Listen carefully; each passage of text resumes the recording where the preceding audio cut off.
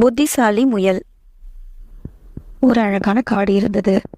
அந்த காட்டுல ஒரு குளம் இருந்தது. அந்த காட்டின் நடுவுல ஒரு தீவு மாதிரி இடம் இருந்தது. அந்த தீவுக்கு போறதுக்கு அந்த குளத்தை கடந்து தான் போகணும்.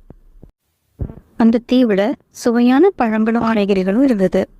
அந்த காட்டுல இருந்த எல்லா விலங்குகளும் அங்க இருக்கிற பழங்களை சாப்பிட ஆசைப்பட்டதுங்க. யாருக்குமே அங்க போக தைரியம் இல்லை. ஏன்னா அந்த குளத்துல நிறைய முதலைகள் இருந்தது. ஒரு நாள் ஒரு முயல் அங்க தண்ணி குடிக்க போனது. அப்போ அந்த தீவு பார்த்து நினைச்சது, எனக்கு அந்த தீவுக்கு போய் அங்க இருக்கும் எல்லா பழங்களையும் காய்கறிகளையும் சாப்பிட ஆசை. ஆனால் இந்த முதலைகளிடமிருந்து தப்பிச்சு எப்படி அங்க போறது?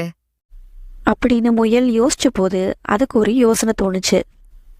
அடுத்த நாள் காலையில முயல் குளத்துக்கு வந்து எல்லா முதலைகளையும் சத்தம் போட்டு கூப்பிட்டது.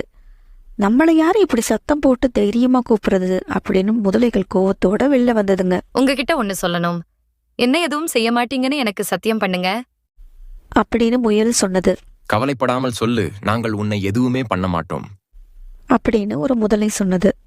நம்ம காட்டு ராஜா இங்க இருக்கும் எல்லா விலங்குகளுக்கும் ஒரு பெரிய விருது வைக்கணும்னு நினைக்கிறாரு. அதுக்கு காட்டுல இருக்க விலங்குகளோட ஒரு பட்டியல் ரெடி பண்றாரு. நீங்க சம்மதித்தால் நீங்க எத்தனை பேர் இருக்கிறீங்கன்னு எண்ணுவதற்கு சொன்னாரு. உங்களை எண்ணி மொத்தம் எத்தனை பேர் என்று நான் ராஜா கிட்ட சொல்லுவேன் அப்படின்னு முயல் சொன்னது. எல்லா முதலைகளும் அவங்களுக்குள்ள கொஞ்ச நேரம் பேசிக்கிட்டாங்க. அப்புறமா ஒரு முதலை, சரி, நீ எங்களை எப்படி எண்ணுவாய் அப்படின்னு ஒரு முதலை கேட்டது. எல்லாரும் ஒருவர் பின் ஒருவர் ஒரே வரிசையில நில்லுங்க. நான் உங்க முதுகு மேல ஏறி குதித்து ரொம்ப ஈஸியாக எண்ணி விடுவேன் அப்படின்னு முயல் சொன்னது. முயல் சொன்னபடியே எல்லா முதலைகளும் செஞ்சாங்க. அந்த வரிசை குளத்தோட கரையிலிருந்து தீவோட கரை வரைக்கும் இருந்துச்சு. முயல் உடனே முதலைகளின் முதுகு மேல ஏறி குதிச்சு வெற்றிகரமா தீவுக்கு போய் சேர்ந்தது. நாள் முழுக்க நல்லா பழங்களை சாப்பிட்டு ஓய்வு எடுத்துச்சு. சாயங்காலம் ஆன உடனே தீவோட கரைக்கு வந்தது. காலையில போன முயல் ஏன் இன்னும் திரும்பி வரலன்னு தீவோட கரையிலேயே முதலைகள்லாம் காத்துட்டு இருந்துச்சு. அப்போ முயலை பார்த்த உடனே முதலைகள் கேட்டது, இவ்வளவு நேரம் என்ன பண்ணிட்டு இருந்த? அதுக்கு முயல் சொன்னது, அதிக எண்ணிக்கையில் இருக்கும் உங்களை எண்ணுவதில் கொஞ்சம் பிழை ஏற்பட்டு விட்டது. உங்களை எவ்வளவு பேர் என எண்ணுவது அவ்வளவு சுலபம் இல்லை. இன்னும் ஒரு முறை காலையில் இருந்தது போல அந்த வரிசையில நில்லுங்க.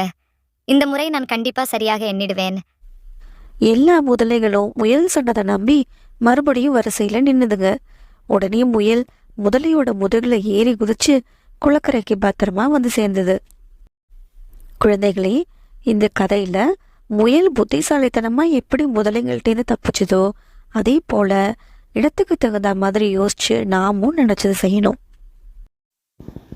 Thanks for watching. Please like, share and subscribe.